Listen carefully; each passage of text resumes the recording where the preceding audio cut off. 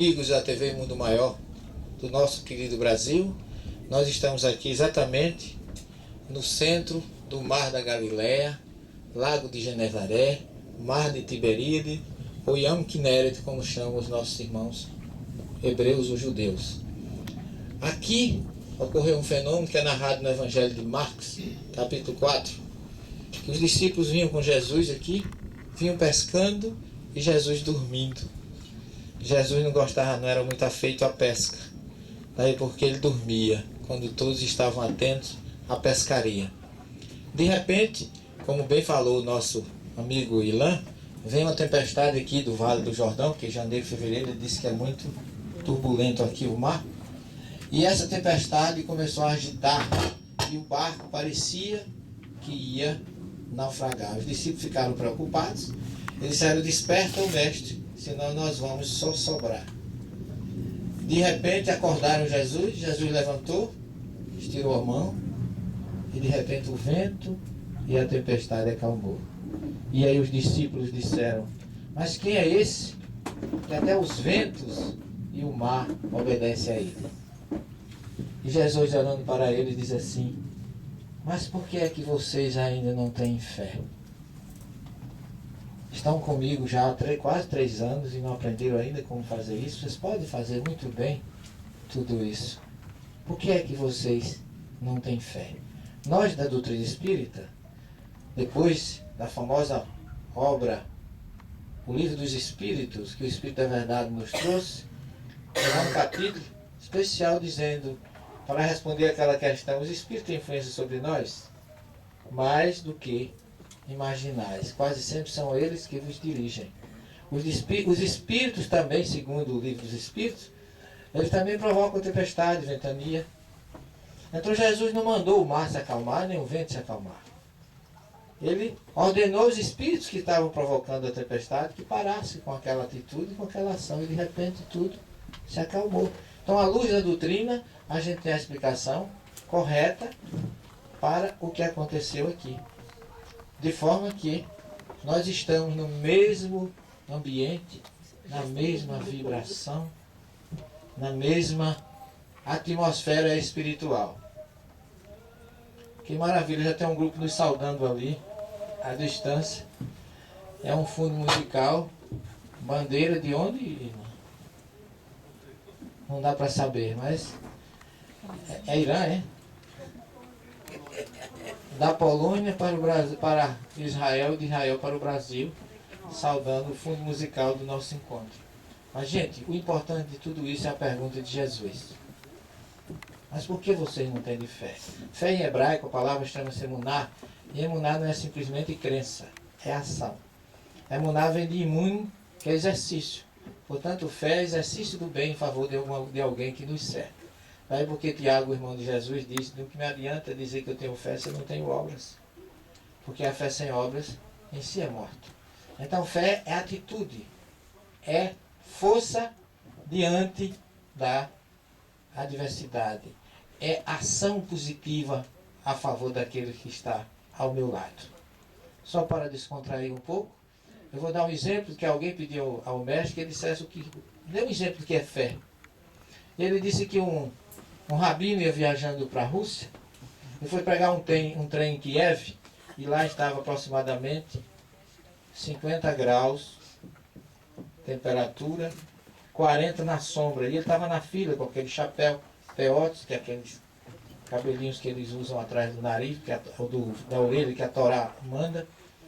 E ele, naquele momento, esperando na fila, passa um discípulo e diz: coitado do mestre, nesse calor, eu vou dar uma mão para ele. Chegou lá e disse: mestre, senta ali um pouquinho, que eu vou tirar o seu ingresso para o senhor ir para Kiev. E ele disse: pois não. Sentou, o discípulo ficou 40 minutos na fila. Comprou o ingresso e muito feliz chegou, entregou para o rabino. Aí disse: pronto, mestre. Aí ele olhou, pôs o chapéu, agradeceu a ele e marchou para pegar o trem. O discípulo disse: mestre, eu paguei a sua passagem com o meu dinheiro, mas eu também vou viajar. Então, já gastei o que eu tinha, preciso que agora o senhor, eu fiz o favor de tirar a passagem para o senhor. Eu preciso que o senhor reponha o meu dinheiro, que eu também vou viajar. E ele olhou para o discípulo e disse assim: ô meu filho, eu não tenho dinheiro. Aí a surpresa dele foi maior: mas como é que o senhor não tem dinheiro? E vem para uma fila de trem tirar uma passagem para Kiev. Ele disse: eu não tenho dinheiro, mas eu tenho fé. Eu vim para a fila e Deus mandou você. Agora me responda, você tem fé? Ele ficou meio assim: tem ou não tem? Se eu tenho, mestre, então entre na fila e aguarde.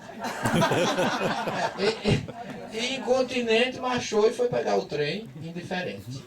Ok, gente? Então, só para vocês terem uma ideia, Jesus reclamou dos seus discípulos: por que vocês não têm fé? Porque eles tinham que ter essa atitude, essa certeza de que a gente, quando está com Deus, consegue tudo. Permaneçamos com Ele, e o nosso Evangelho no Lar também está instalado no lago de Genezaré, no mar da Galileia. Agora é com Adão.